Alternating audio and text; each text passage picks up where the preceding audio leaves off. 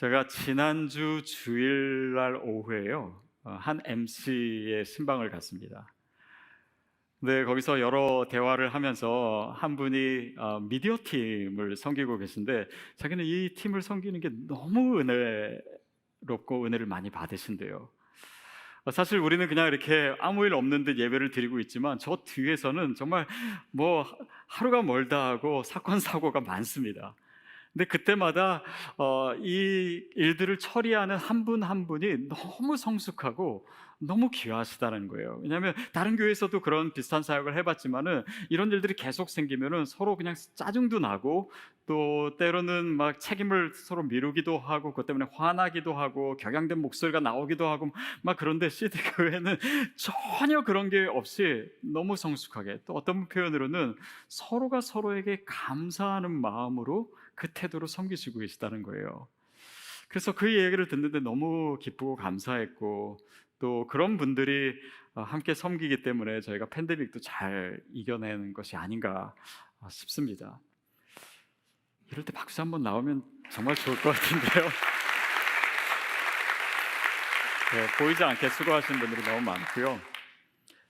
그래서 정말 목사인 저로서는 그 말씀 듣는 게 저에게 너무 큰 기쁨이었습니다. 그리고 나서 그 다음 날 월요일 날 제가 식사 약속이 있어가지고 저희 교회 성도님이 하시는 그 식당에서 약속을 했어요. 그래서 거기에서 이제 그 어머니는 다른 교회 다니시는데, 어머니가 그 주방에서 음식을 만드시거든요. 근데 그분이 이제 하시는 말씀이, 음식을 만든 다음에 이렇게 좀 쉬려고 앉아 있으면 그 앞에 테이블에서 얘기하는 이야기가 다 들린다는 거예요. 그래서 저분이 뭐 종교가 뭔지, 뭐 불교인지 기독교인지 천주교인지 이것도 다 알게 되고, 또 어느 교회 다니는지도 알게 되고, 막 그런 분들 중에서는 막 정말 은혜롭지 못한 이야기도 이렇게 다 들리고 그러는데, 어떤 부류는 진짜 자주 오시기도 하고 또 여러 부류인데, 그분들은 만나면은 성경 얘기, 그리고 교회 좋은 얘기. 그래서 따님한테 물어봤대요. 어느 교회냐 저분들은? 어느 교회일까요? 저는 잘 모르겠어요. 네. 근데 그게 여러 번 반복되니까 이분들도 거기에 감동을 받으시는 거예요. 그래서 목사인 저로서는 그 말씀 듣는 것이 너무나 또 감사했습니다. 그러니까 우리 교회 성도님들에 대한 얘기를 사실은 뭐 하루가 멀다고 계속 듣죠. 지난주 같은 경우는 어느 그 한 커플이 새가족반에 오셨는데 7년 만에 교회에 오셨대요. 그 전에도 아마 신앙생활을 그렇게 열심히 하셨던 것 같지는 않아요. 근데 어떻게 오시게 됐습니까? 같은 회사에 시드교회 성도가 있는데, 이분이 살아가는 모습이 너무나 다른 사람과 다르고 정말 그리스도인답고 너무나 아름다워서 이분 때문에 교회에 가고 싶은 마음이 생겼습니다.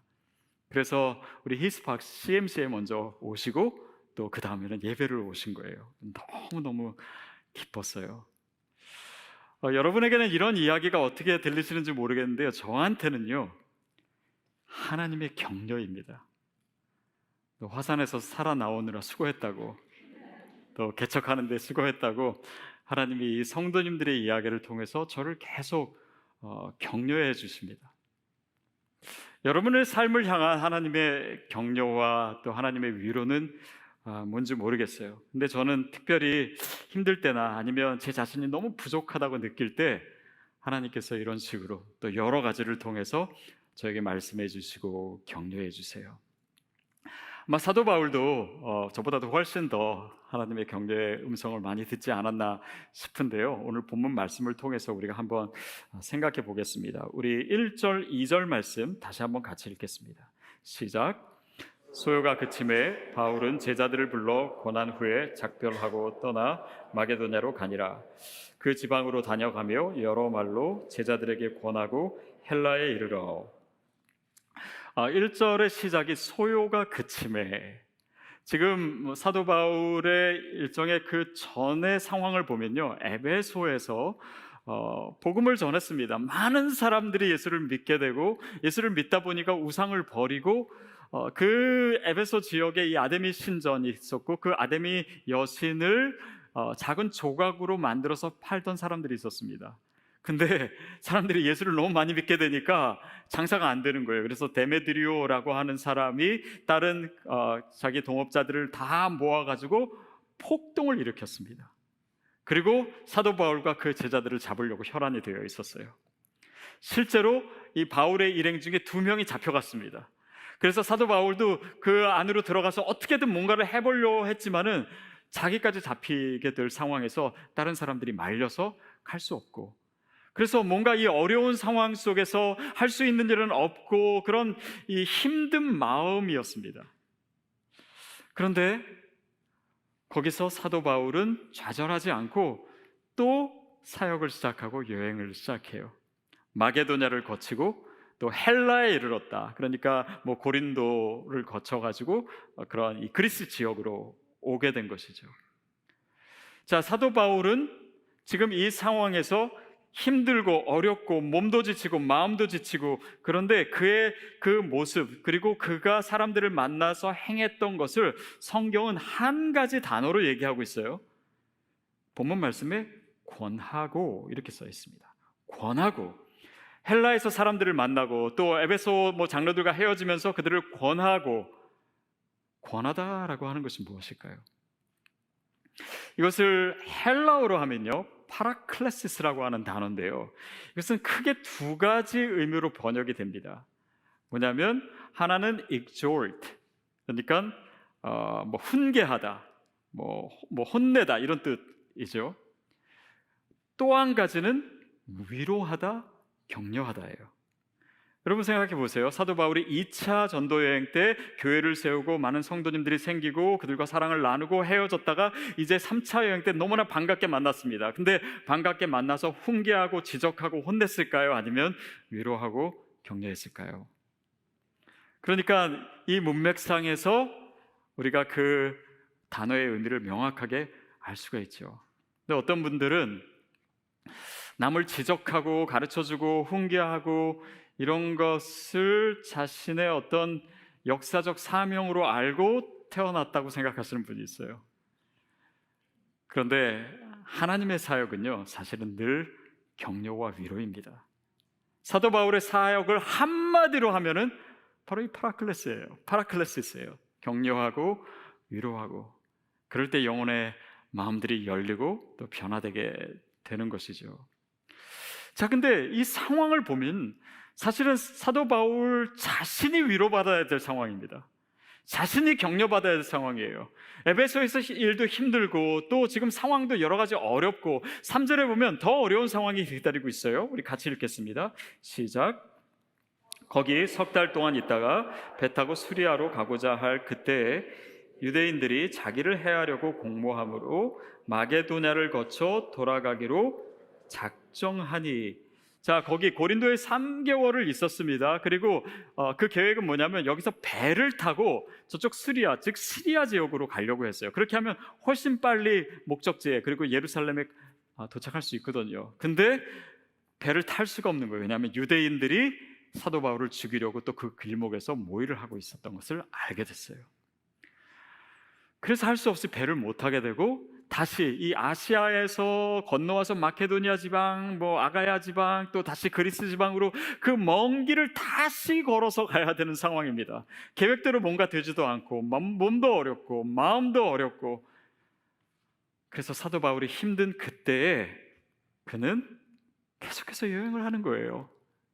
그 여행 자체가 뭐였냐면요, 이방 지역에 있는 교회들이 헌금을 했어요.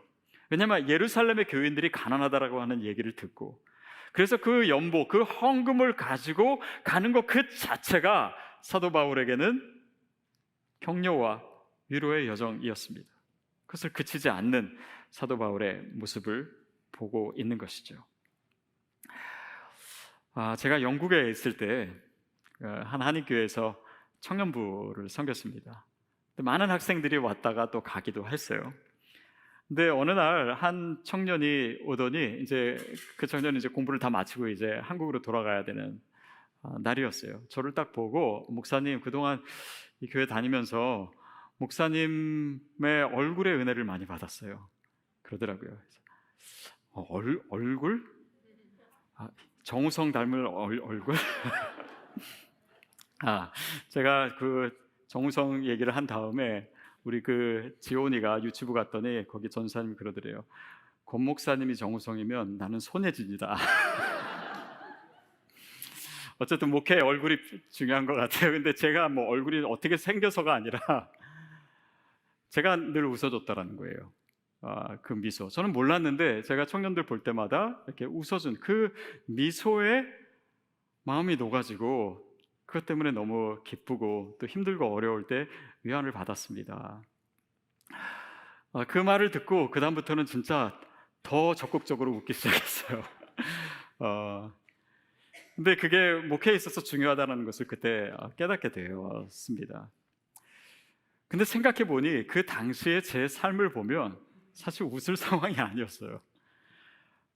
유학 간 지 얼마 안 됐었고 또 IMF가 그때 막 시작됐었고 재정적으로 어렵고 또 결혼하자마자 갔는데 이제 아이가 생기니까 더 어렵고 또 아르바이트도 많이 해야 되겠고 또 공부도 막힐 때가 많았고 여러 가지 제 아내는 아내들이 힘들어하고 사실은 웃을 상황이 아니었는데 교회 가서는 그냥 웃었어요.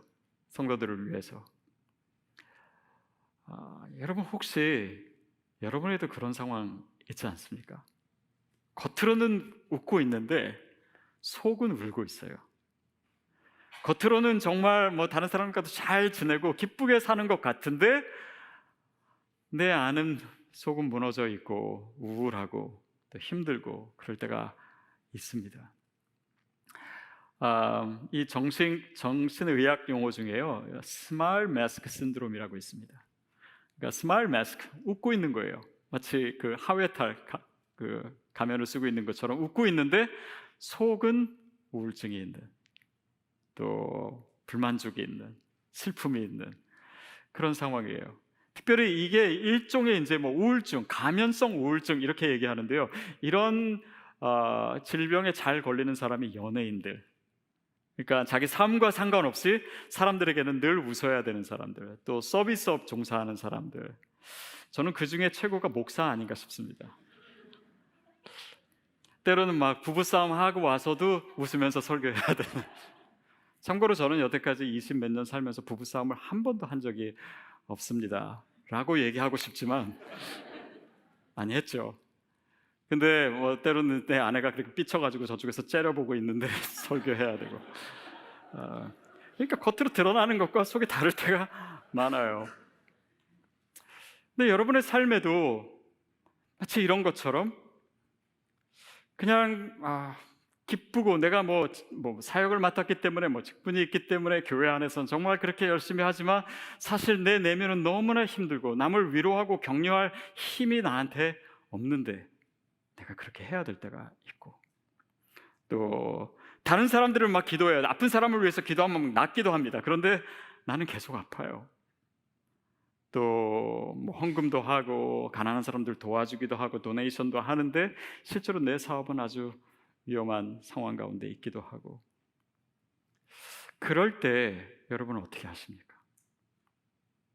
그럴 때 여러분은 어떤 위로를 받습니까?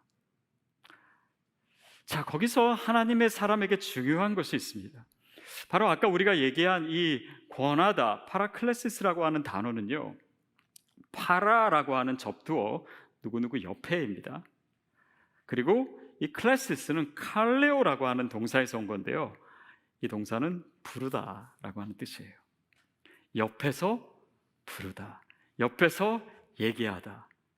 그러니까 이 단어가요, 크리스찬에게 있어서 왜 중요하냐면 성령님께서 우리 안에서 계시며 우리 옆에 계시면서 나를 위로하고 격려하시는데 그 성령님을 헬라어로 뭐라 그러냐면 파라클레토스라고 합니다.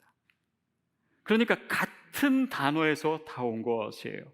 즉 우리가 힘들고 어렵고 또 외로울 때 성령님께서 내 안에 계시고 내 옆에 계시고 그분이 나를 부르시며 그분이 나에게 위로하시고 격려하시는 그 음성을 듣는 바로 그 타이밍이야말로 신앙생활에 너무나 중요합니다.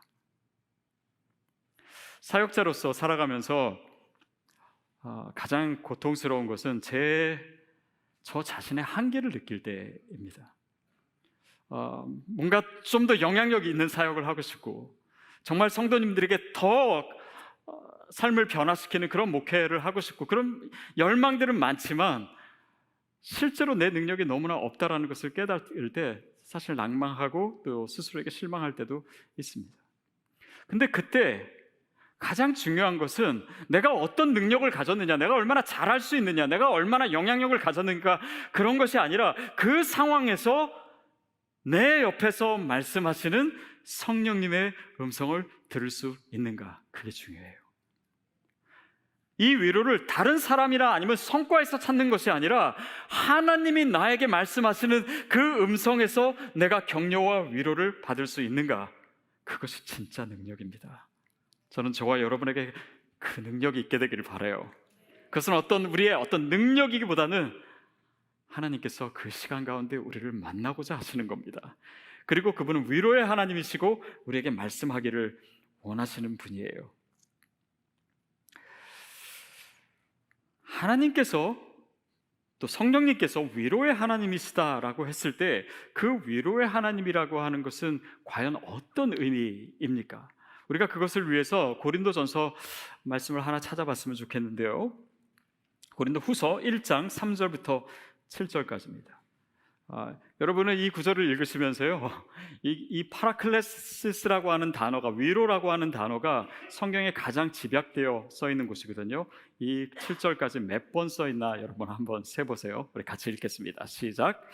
찬송하리로다. 그는 우리 주 예수 그리스도의 하나님이시요 자비의 아버지시요 모든 위로의 하나님이시며 우리의 모든 환난 중에서 우리를 위로하사 우리로 하여금 하나님께 받는 위로로서 모든 환난 중에 있는 자들을 능히 위로하게 하시는 이시로다.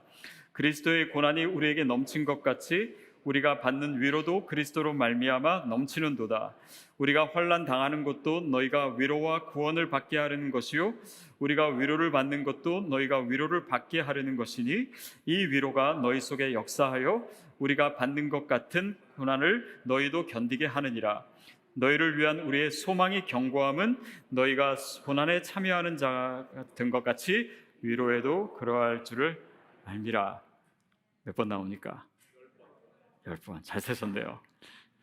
근데 이거 세신이라고 내용은 뭔 얘기인지 모르시죠? 근데 여기 이렇게 나와 있습니다. 그분은 위로의 하나님이신데 어떤 위로의 하나님이시냐면 우리의 모든 환난 중에서 우리를 위로하사, 여기서 끝이 아니에요. 환난 중에서 우리를 위로하시는 분으로 끝난 게 아니라 위로하사 우리로 하여금 하나님께 받는 위로로서 다른 환난 가운데 있는 자들을 위로하게 하시는 위로의 하나님이라는 거예요. 이게 하나님의 위로입니다. 그러니까 위로가 굉장히 유기적이죠. 위로가 나에게서 멈추지 않고 흘러가게 하는 것이고 내가 위로받음으로 내가 고난을 당함으로 나를 위로의 사람으로 만들고 계시는 하나님의 손길을 우리가 이 구절을 통해서 봐요. 6절 볼까요? 우리가 환난 당하는 것도 너희가 위로와 구원을 받게. 그러니까 사도 바울은 뭐라고 하면 내가 지금 환난 받고 고난 받고 어려운 상황에 처한 것 자체의 목적이 어딨냐면 하나님의 위로를 받기 위함이다. 또 너희가 위로를 받게 하려는 것이 이 위로가 너희 속에 역사하여 우리가 받는 것 같은 고난을 너희도 견디게 하느니라. 그러니까 내가 고난을 받는 것도 위로를 받는 것도 이 모든 것이 하나님의 도구가 돼서 환난 가운데 있는 자들에게 위로할 수 있는 그 능력을 나에게 주시고 있다는 말씀이에요. 우리의 환난도 우리가 받는 위로도 바로 그 방향을 향해 있습니다. 혹시 힘들고 어려운 상황 가운데 계신 분 있습니까? 하나님이 지금 여러분에게 위로의 능력을 부어주고 계세요. 어떤 방법으로? 내가 그분의 음성을 들음으로, 그분의 위로를 받음으로. 저는 지금도 하나님께서 저와 여러분을 위로하고 계시다라고 믿습니다. 지난주에 우리 23차 등록 과정을 마치면서 한 분씩 소감을 얘기했어요. 다들 눈물을 흘리시면서 말씀하셨는데 그 중에 한 분이 그런 얘기를 하시더라고요. 우리 DNA 과정 섬겨준 우리 스태프들, 우리 성도님들께 너무 감사하다고, 너무 수고하셨다고 그러시면서 그날 깜짝 놀란 게 하나 있대요. 그건 뭐냐면 그 전주에 이제 이렇게 커피를 주고 또 이렇게 뭐 음식도 같이 나누잖아요. 근데 본인이 커피를 안 마시기 때문에 그냥 이거를 다른 분한테 이제 양보하면서 저는 커피를 안 마십니다. 뭐 이렇게 얘기하셨나 봐요. 근데 우리 집사님 한 분이 지나가면서 그걸 들은 거예요. 그래서 저분은 커피를 안 마시는구나. 그렇게 해서 그 다음 주에 다른 커피 말고 유자차를 가지고 오셔가지고 이분한테 내미니까 이분이 깜짝 놀라신 거예요. 아니 제가 커피 안 마시는지 어떻게 아셨냐고. 이렇게 해서 알았다고. 그래서 그것에도 너무 감사한다고 말씀하시더라고요. 근데 작은 거지만 되게 마음으로 섬길 때만 나타날 수 있는 그런 일들이 아닌가 싶습니다. 그래서 그 얘기 들으면서도 저도 되게 좋았어요. 이렇게 섬기시는구나. 그리고 나서 모임을 마쳤습니다. 모임을 마치고 이제 제가 주차장에 이렇게 터벅터벅 가고 있는데 그분이 그 이제 DNA 섬기셨던 그 집사님이 차를 타고 옆에 가시더라고요. 그 옆에 이제 윤선 전사님 계셨어요. 그러면서 저에게 얘기해 주셔서 아셨는데 그날 이 집사님이요 봉사하기 위해서 100마일을 달려오신 거예요. 왜냐면 사실 이분이 최근에 여러 가지 좀 힘든 일이 있으셔서 어려운 시간을 보내고 계셨는데 주변에 있는 한 분이 그냥 좀 쉬다가 어디서 좀 쉬다가 오시라고 그래서 좋은 숙소를 어디 여행지에다가 마련해주고 거기 가서 며칠 이제 쉬시라고 그래서 거기 가 계셨던 거예요.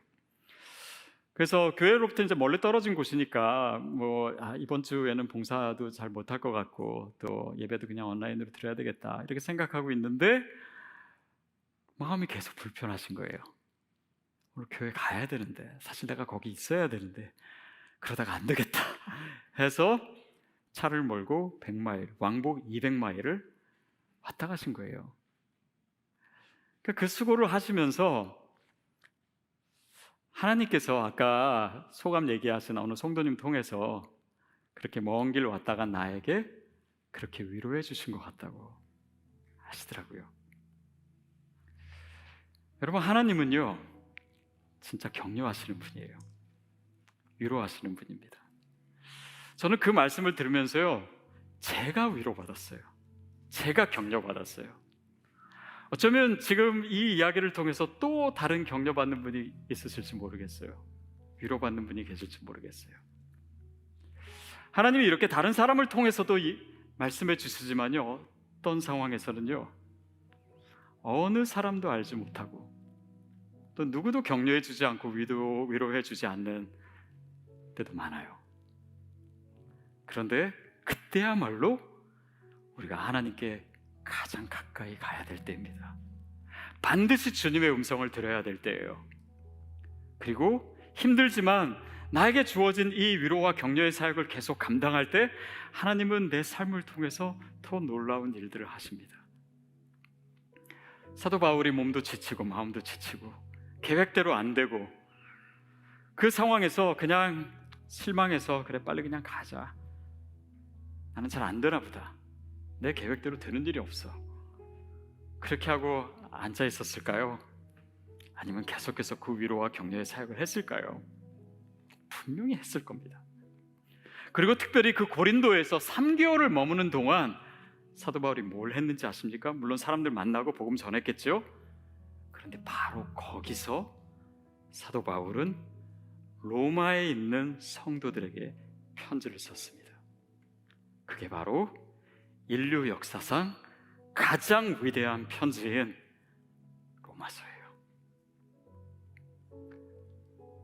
하나님께서는 외롭고 지치고 또 내 계획대로 안 돼서 실망했지만 그러나 거기서 주저앉지 않고 계속해서 위로와 격려의 사역을 감당하는 사람을 통해서 그런 위대한 일을 하게 하십니다. 로마서를 통해서 역사상 수많은 사람들이 그리스도의 복음을 알게 되고 주님께로 돌아오게 되고 그 역사를 바꾸었던 그 책이 바로 그 시기에 쓰여졌다는 거예요. 혹시 여러분 삶에 지치고 또 힘들고 그러나 위로해 주는 사람은 없고 격려도 없고 그러나 우리가 그 가운데서 주님의 음성을 듣고 일어설 수 있다면, 그리고 우리가 그 길을 계속 갈 수 있다면, 그때 하나님께서 저와 여러분의 삶을 통해서 저는 로마서를 쓰시리라고 믿습니다. 그리고 그 열매는 우리가 상상할 수도 없을 거예요. 오늘 하나님의 위로가 저와 여러분에게 가득 차기를 축복합니다. 그리고 그 위로의 음성을 듣고 일어서십시오. 그리고 우리가 가야 될 길을 달려가십시오. 그 경주를 감당하십시오. 그럴 때 우리의 삶 자체가 하나님의 가장 놀랍고 아름다운 편지가 될 줄로 믿습니다.